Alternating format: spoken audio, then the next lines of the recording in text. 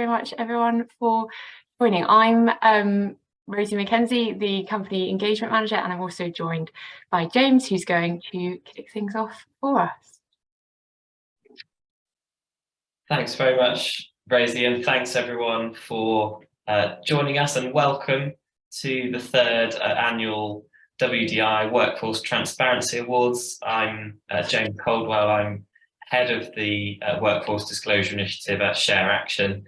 And I'd like to start by saying a big thank you to Sycamore Asset Management, who are a long-standing investor signatory to the WDI and are acting for the third year in a row as the sponsor of today's event.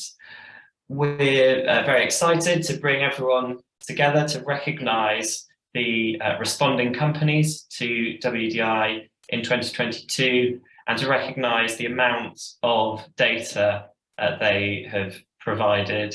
As you all know, WDI promotes corporate transparency on a broad range of workforce-related topics, and so accordingly, these awards today recognise the completeness of companies' responses to the survey, but they do not imply any judgment about companies' workforce policies or underlying working conditions. Nonetheless, WDI is a comprehensive, detailed, challenging framework and a significant undertaking even for leaders in the sustainability space. So thank you to all of you responding companies for the effort that goes into putting together a response. So in a moment, I'll pass back to Rosie and we'll give a little bit of background about the awards and why we believe they're important. We'll then run through the awards special mention categories first. These acknowledge broader topics of importance for which not a few companies have achieved full disclosure, and then we'll move on to the individual winner categories for which only a very small number of companies met the relevant criteria, and these are the companies who will in the coming days be receiving a coveted workforce transparency trophy. Rosie. Thanks, James. Lovely. Yes, so just as James has said, just a bit of background to awards and what they're about. So as we've mentioned, the disclosure score measures the level of completeness of a company's response. So that's a key thing to bear in mind. They were reduced in 2018 to help companies benchmark themselves and where their data gaps are compared to peer organisations. In the past, the scores and the scorecards that have come with them have been confidential, but for the very first time this year, we are releasing the top 10% of companies' names and their individual scores. So huge congratulations to them. They're the companies that were shortlisted for the WDI award, which is the last one that we will be revealing today, and they'll be up on our website as well. With all the shortlisted and special mention organisations all together. So we'll send a link for that in the chat as well, so you'll be able to see everything. As I'm sure you're aware, the survey is currently in the middle of its 3-yearly review. The aim of that being to ensure that the survey stays and continues to reflect investors' data needs while also being as user-friendly as possible.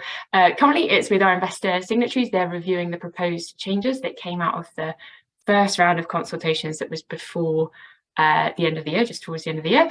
And thank you to all of those companies and investors on the line who did submit your thoughts. Thank you very much for taking the time. Then we'll be sending out the suggested changes to companies to get your feedback. So again, any thoughts, comments, questions, very, very welcome. Please do look out for that. Then the final survey will be published in May. And of course, we'll be holding sessions to explain the changes, go through them, what they mean for everyone. So please do watch out for that. So why we have the awards? So we're now going to our 7th cycle, which is hard to believe. And it has proven a really useful tool for both companies and investors to understand the data that companies have on their workforce, where those gaps are, where the trends are. taking part in WDI is a hugely useful exercise for companies in and of itself, and we do hear that from responders.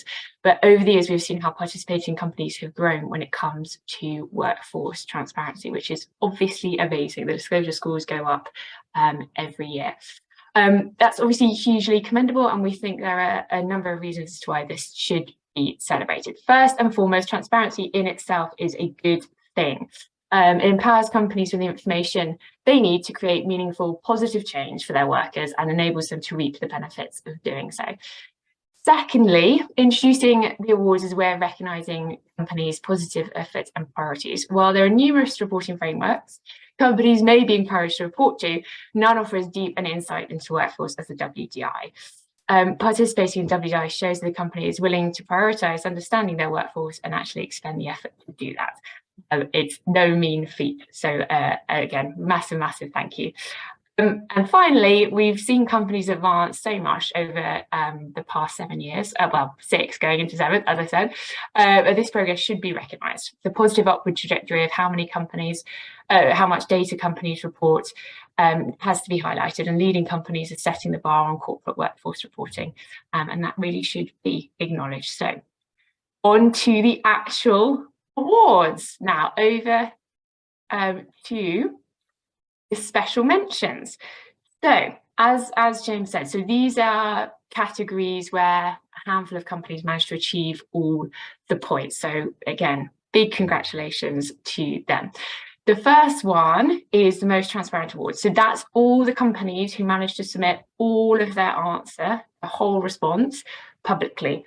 And that's all these companies there. So thank you so much. It was 46 altogether. Which is really amazing. We really encourage companies to make as much of their response public so that the data is out there, it can be scrutinised, but also so that companies can learn from each other. So please do, absolutely understand that sign off is difficult, but please do think about what you can make public, what you're comfortable making public. So next special mentions are the workforce actions. So this bit is related to all the questions that relate to concrete actions. So this was 44 organisations, and they're all around implementation. So really demonstrating their commitment to driving change in their organisation. The questions themselves are really insightful, and some of them are really tricky. So it's really great that companies are comfortable talking about them in their response. If you want to see exactly which questions this relates to, that'll all be up on our website as well. And it's also in the guidance from last year if anyone's desperate to look at it right now. And then final special mention award is for supply chain. So this was for the companies who had 100% of the data for the 3 supply chain sections. So those bits do tend to be trickier and more difficult for companies to get their hands on all that information. So a big thank you to all the companies who did manage to do that. That's that section, just for those of you who are very interested, that's section 11, 12 and 13. So thank you so much to all of these special mention companies. As we've said, they'll all be up on the website, so you can go back and have a look at them. But huge achievement on all 3 of those fronts. Now I'm going to pass over to James. Thanks very much, Rosie, and congratulations to all of those companies who received a special mention. So now we'll move on to the individual awards, and as I mentioned earlier on, if you win one of these, you will be receiving a much sought after trophy, which will be arriving with you in the coming days. And in each case here, we will show all the organisations that were shortlisted for each award by being in the top 10% for each category, and then we'll announce the winner. If your organisation wins and you're on the line with us today, we'd like to invite a delegate from the company to say a few quick words about their experience with WDI, or perhaps their approach to workforce reporting more broadly. So the first award of this time, as you can see, is for the best first-time responder. As the name suggests, to be shortlisted for this award, company had to be taking part for the first time in 2022 and complete the largest part of the survey, which is obviously a really excellent achievement. I believe we'll see the shortlisted companies. There were just 2 of them on this occasion, and I'm pleased to announce that the first-time responder with the most complete response in 2022 was CPFL Energia. Now, unfortunately, the CPFL Energia team couldn't be with us today, but if I'm not mistaken, we do have a short video recording from Renato Povia, the HR director, which it looks like it's about to come up on our screen now. Hello everyone, I'm Renato Povia, HR Director of CPFL Energia. It's a great honor to be here with you all today to receive such an important award. Here in CPFL, we work with the best practices in terms of transparency and disclosure of information with all the stakeholders, especially with the investors. And in this way, we are very happy, and I must say on behalf of all the CPFL team, including the HR team and the investor relations team, that we are very happy to be here. And this award, it's important for us and shows us that we are definitely in the right direction in terms of both best practices, internal best practices, and the disclosure of information to everyone, so the investors and all the stakeholders can be sure of the high quality work that we develop here at CPFL. So in this way, we've received an award and also 2 special recognitions. This definitely shows us that we should keep on going and improving our process and our disclosure of information. Of course, it's also important that we've received the recognition in terms of governance and the workforce data, 2 very critical information that we should keep on going. Okay, thank you very much.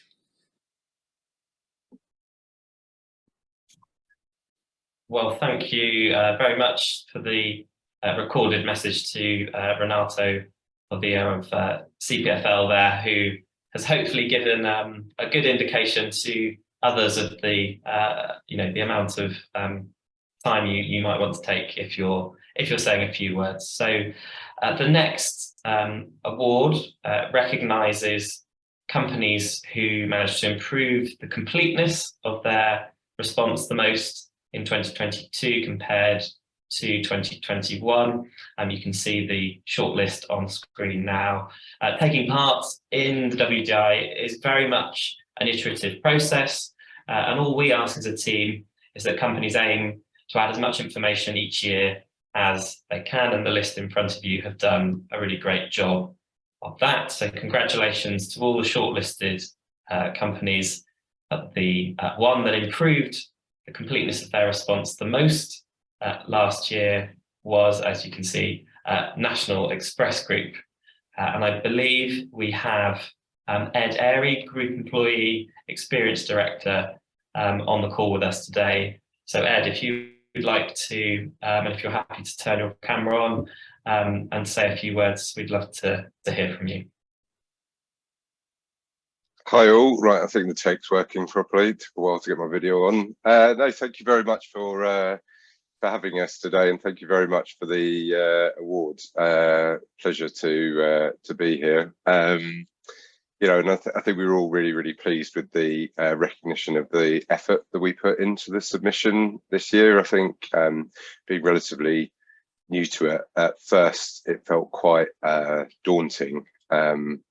I think there's a saying around without pain there's no progress, and actually we found it once I got really into it, you kind of realize actually there was a lot of value to be had out of it. I think some of the benefits we found from the process were around collaborating around the answers, seeing where we perhaps had some we have a lot of different operations around the globe, and seeing where we had some inconsistencies in approach. In some cases that's justified and what you'd want, in other cases maybe not.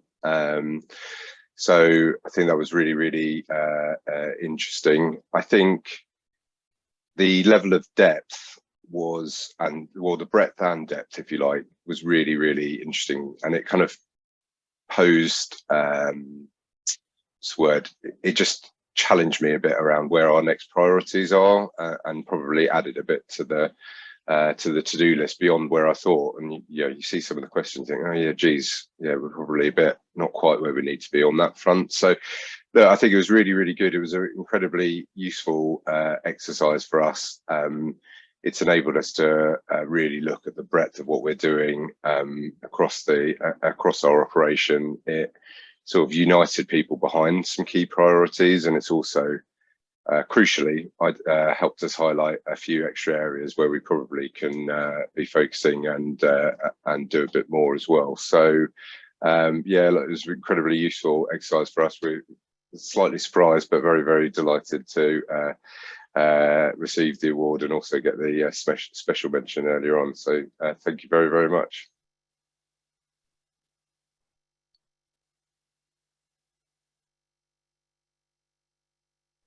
Well, thank you very much, Ed, and congratulations again on the award, and thanks for your really insightful comments. Really interesting to hear hear a little bit about how you found the process with responding to WDI for another time in 2022. So thanks very much for joining us today, and yeah, the award will be sent to you in the coming days. Pleasure. Lovely. So we can move on to the next award, which is the Contingent Workforce Data Award. So this is the award that looks at companies who provided the most data around workers on non-permanent contracts, obviously. They're the people that can be the most vulnerable, and collecting data on them can be really difficult. So we really want to highlight all these organisations, these 8 organisations who managed to provide so much information around them. There are actually 3 companies who drew on how much information they provided. So they are these 3: British American, Tobacco, Standard Chartered and Vancey. So I'm going to invite a speaker from each of them. So we've got Tanya Now, Group Head of Talent Management, Diversity and Inclusion at British American Tobacco, Susan Chu, Head of Sustainability and Training at Standard Chartered, and then Sarah Tessai at CSR Director at Vancey. So I'm just going to give you permission to speak. Sorry to be so dictatorial about it, but just 1 second whilst I find the right people in the list. So Tanya, you should be able to speak and put your camera on if you're comfortable doing that now. Hello. Perfect. Tanya. Amazing. Look, super happy to have won the award for disclosure around contingent workforce, as well as the 2 special mentions that BAT got in the section before. I believe we have participated in WDI ever since its inception, and we consider WDI to be an important part of demonstrating our commitment to the social element of the sustainability agenda. We firmly believe that greater transparency is an absolute prerequisite for companies wanting to do right for their people. Our contingent workforce is primarily focused on digital capabilities, and we invest in the functions. We recognize that the fast evolving nature of the digital landscape would change, and we anticipate the space to evolve as we see changes in the external workforce preferences, moving towards more agile, flexible, gig-based, project-based roles.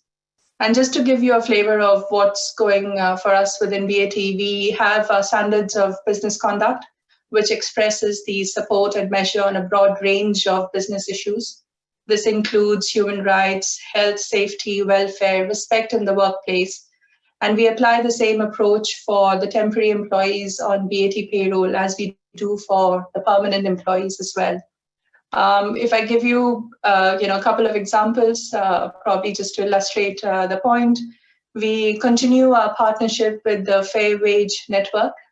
This allows us to build a better understanding of independently assessed living wage levels globally, which also includes, for example, some of our temporary workers like the interns. All contractors employed through a third party are expected to comply with the provisions of a supplier code of conduct. This outlines the requirements to provide fair wages and benefits for all workers. Then we have our learning and well-being offerings. These are accessible to all management population and to many of our non-managers as well.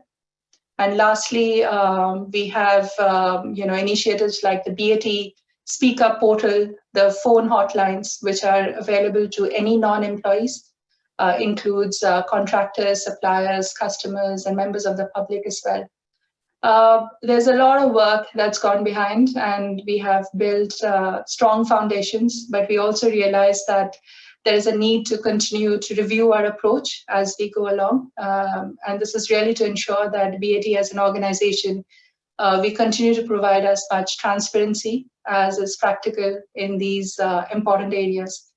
So thank you. And once again, really, really pleased to see BAT's name out there. Thank you very much. Lovely. Thanks, Tanya. Lovely. Thanks, Tanya. Oh, sorry. That's great. Sorry.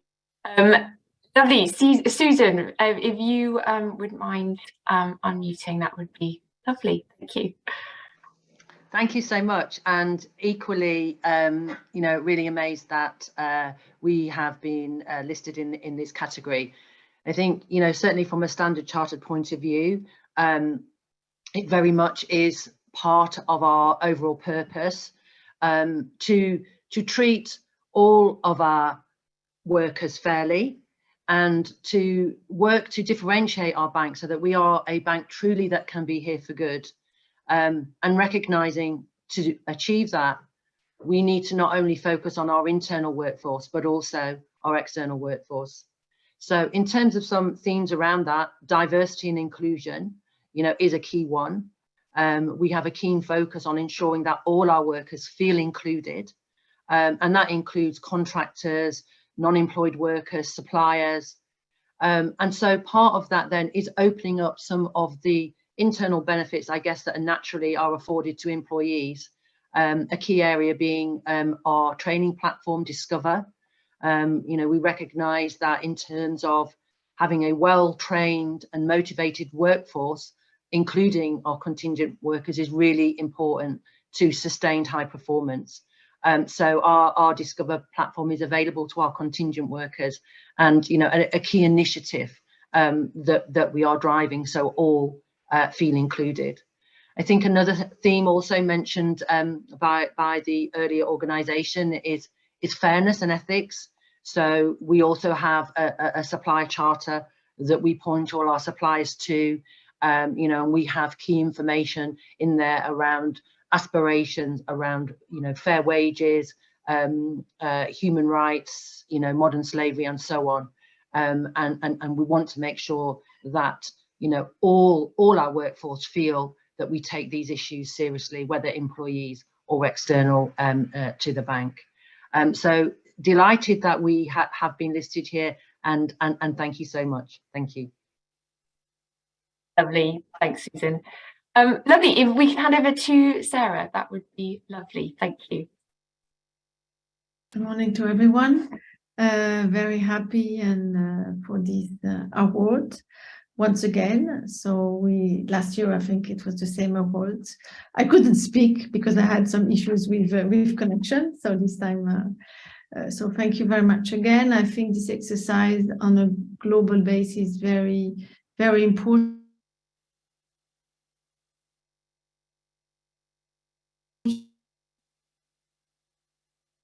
Oh, Sarah, I'm sorry, your audio and camera are sticking. It might, maybe if you try switching your camera off, if you can hear me, that might help. I think, I feel very rude doing this, but I think we might have to move on. Maybe we can come back to Sarah when her connectivity is better. Sarah, if you can hear me, I'm very sorry, but we will come back to you. Lovely. Super. Thank you very, very much to everyone for your comments there. I'm going to pass back to James for the final award. Thanks, Rosie. And as you said, yes, the final award congratulates the company, or actually, in this case, the companies who had the most complete responses overall to the entire survey. So these firms are clearly committed to workforce reporting and to transparency. And on behalf of the team, I'd like to thank them for the time and effort that went into supplying this level of information, which is clearly not a small undertaking.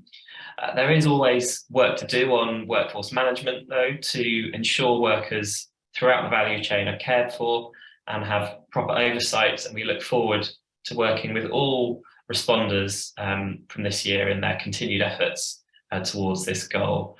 So you can see in front of you now the shortlisted companies, and as a reminder, these are the group that are in the top 10% of overall disclosure scores.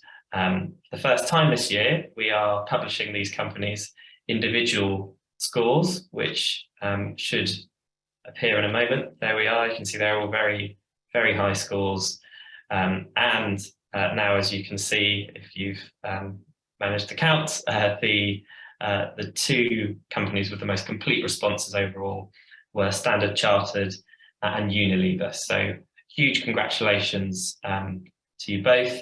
And we would like to invite Dana Lopez, Head Africa and Middle East, Standard Chartered, and then Andy Banfield, VP Organisation Development and People Analytics at Unilever, who I believe will be appearing in the side panel in just a moment.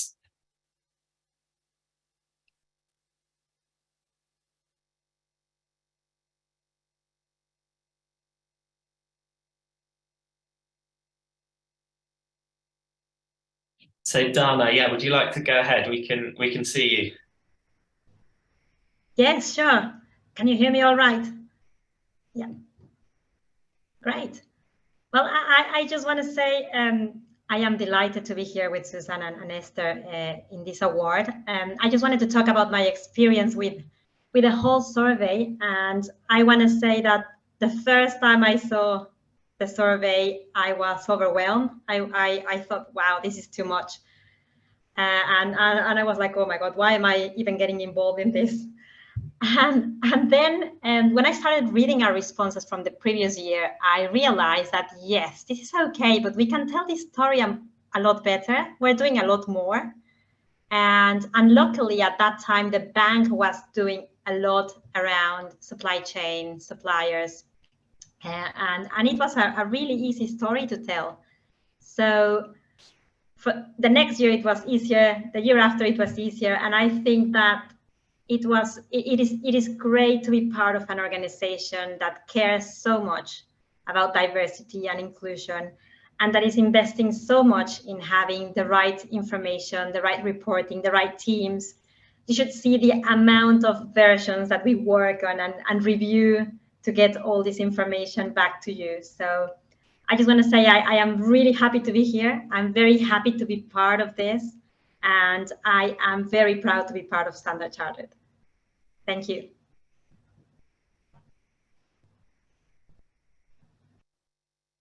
Thank you, Dana. And Andy, I can see you. Would you like to say a couple of words? Over to you. I'd love to, and Rosie and James, thank you. Thank you to you and the Share Action team for giving us, frankly, the opportunity to participate in the initiative, and also, obviously, for this kind of special recognition which you've given us. So thank you very much indeed for that. By the way, I really hope we get to hear Sarah. To be cut off 2 years in a row feels very unfair. So I hope we get to hear Sarah as part of this. To be honest, just to say a few words, candidly, Dana, I'm not sure when it gets easier. It feels worth every step in terms of putting together the data and participating in the award, but God, it's quite an undertaking, and one we're really super proud to take on. We're reminded pretty much day in, day out, how hard and critical a task it is to create end-to-end transparency around practices and experiences across a kind of a real extended global workforce, and then to act responsibly on those insights and to follow through kind of rigorously every time. And in our experience, WDI plays a really important facilitating role in helping us all to raise our game around that. So it's a real pleasure to be part of the initiative. So in that vein, we really would like to offer our congratulations both to all of those who are kind of shortlisted in the award, but especially Dana, to yourself and the team at Standard Chartered, who, you show us not what it takes to get there once, but to kind of continuously achieve excellence at the top of the pile. And that is candidly what we aspire to do as well. So thank you for leading the pack on that. In the spirit of transparency and disclosure, it's it's not so much myself as Dana, you'll probably know, who goes through the hard effort to put this together. So, from our side, Susanna, Steph, and Nook are the three people who do the very heavy lifting, but then there's 50 Unilever colleagues across the globe who are contributing to that submission, and really the recognition goes to them for the progress that we've made. And that's before you get into the teams around the globe who are driving the actual improvements on the back of that as well. So it's quite an undertaking, and it's something we're exceptionally proud to be part of. From our side, so the motivation for each of those teams is never about looking for awards, but it's absolutely always about going above and beyond to try and be more visible, be more actionable around the improvement areas within the business, and really, frankly, be as good as we can be, accepting that no business is perfect, and the most we can do is take every step we feel we can, and leave no stone unturned. So in the 3 years that we participated in the program, we're really proud of moving from, I think our first disclosure score was around 84%, and that has ended up this time around with 99%. And of course, with that transparency comes a huge amount of great responsibility for acting with impact on the back of that. And as the other speakers on the call have said, our improvements come from very similar areas, and probably the one we are most proud of is the one around really beginning to get our arms around that contingent workforce. So the end-to-end workforce of many thousands of people that extend kind of beyond the direct Unilever employees, and whose working conditions are 100% of equal importance to us as everybody else serving the organization. So I guess finally, the thing I would say is we are absolutely determined as an organization to demonstrate that purpose-led, responsible business model really does drive superior business performance. And that clearly starts with taking care of all people who contribute towards the business outcome, no matter whether they're internal employees or in the extended chain. So once again, thank you very much indeed for running the scheme, for holding us to account, and for setting kind of a bit of competition in this as well, which we're really proud of being in the mix. So thank you.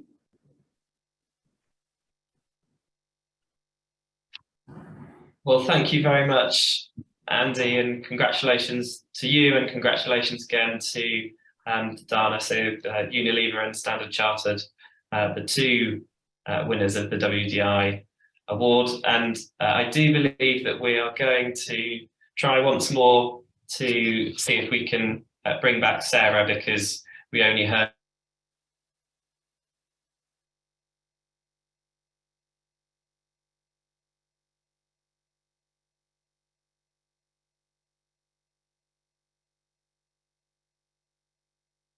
Oh, excuse me.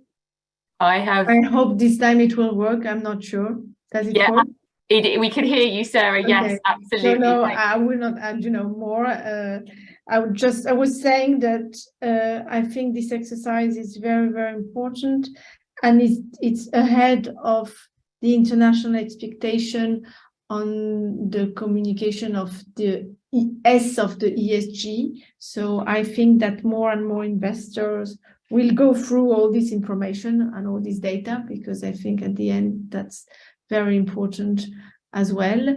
And we have been doing this exercise since many years now, and we will do it for the coming years too. So thank you very much again. I'm very happy to be around these winners and and person that participate to this exercise. Lovely, thank you, Sarah, very, very much. And I'm glad we did get to hear from you. Really sorry about all of that. Super, lovely, thank you so much to everyone. As we said, all the information will be up on our website. I'm going to put a link in the chat now. If anyone needs any more information or anything, obviously, please do let us know. I'm just quickly going to pass over to our friends at Nostra Data. We've got Akash Kapoor on the line, who's going to say a quick word. So I'm just going to give you permission, Akash.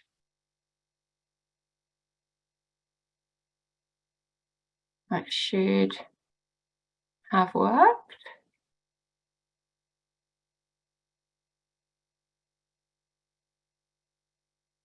I think it's just taking a while to load. Sorry, everyone. Lovely. Ooh. Okay, can you hear us? Sorry, can you hear me now? Yes, we can. Perfect. Thank you. All right. Thank you, Rosie, and thank you, James, for having me here. I might be familiar to a lot of you, but to those who are more fortunate, my name is Akash Kapoor. I represent Nostra Data, ShareAction's technology partner for the Workforce Disclosure Initiative. First of all, I just want to say congrats to all the winners, all the shortlisters today. It's definitely a strong indication that you have a strong desire to have data transparency around important workforce topics. Also, just a general congrats to all the responding companies for taking part in this year's WDI. Overall, just taking part, I think, is a strong indication to your stakeholders and your shareholders that you do take these workforce topics seriously. Last, we have to say thanks to ShareAction. Thank you, Rosie and James, again. And anyone who's worked with them personally knows how lovely they are and how helpful they are, as well as the investor signatories. All together, they've kind of created this successful realm and competitive atmosphere around completing the WDI. Over the course of WDI, we're also extremely thankful for a lot of the feedback that many of you provided to us. It's been helpful for us to improve the WDI throughout the year, improve it from last year, across the WDI and as well as the other features and frameworks and standards that we offer. Reporting can take a lot of effort, and we continue to be dedicated to aid in removing a lot of the issues that prevent companies from disclosing while still being able to provide all the data necessary. So we fully believe that admin should never be an obstacle to prevent you from being able to disclose to important topics that your shareholders and stakeholders really need to know about. So with that in mind, we'll continue to implement the feedback. We do have some interesting features coming up this year to make your reporting processes more smooth. So on this year's onboarding calls, we can definitely be proactive in explaining those to you. But with that in mind, if you do have further questions, further suggestions on ways to improve your experience, we have thick skin. We'd love to hear what other advice you might have. And so feel free to reach out either to me, there's a chat function in the tool, or any other way that you want to get in touch. With that, again, thank you, Rosie, and I'll pass it back to you. Lovely, thanks, Akash. Super, James, just one final word from you on our next event. That's right, yes, please do save the date for Thursday, the 30th of March at 3 p.m. UK time for our online findings report launch and a panel discussion. It'll be a very interesting deep dive, much more detail than we've been able to today, into the trends companies reported in their 2022 responses. So you can see the link to register for that now, and we'll shortly be putting that up on our LinkedIn page, so you can see it up there, and we'll of course be reaching out to you individually too. So yeah, please do join us on the 30th of March if you can. Thanks very much.